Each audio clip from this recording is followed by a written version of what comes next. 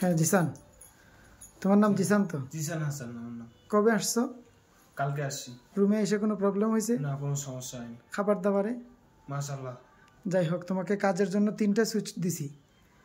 3টা ক্যাটাগরিতে কাজ দেখাইছিলাম। একটা ক্যাটাগরি হলো দোকান, যেগুলা শপিং মল, বাকালা বা শপিং মল।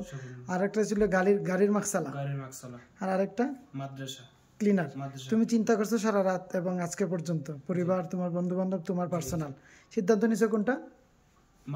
মাদ্রাসা ক্লিনার। মাদ্রাসা ক্লিনারের ডিউটি হলো সকাল থেকে নিয়ে 2টা পর্যন্ত, মেবি 7 ঘন্টা বা 8 ঘন্টা। বেতন হবে 1100 টাকা। শুক্রবার শনিবার বন্ধ। বাকি তোমার জিম্মাদারিতে যাচ্ছ, কেউ তো তোমাকে পাঠাচ্ছে না। রুম মালিকের খাবার তোমার নিজের।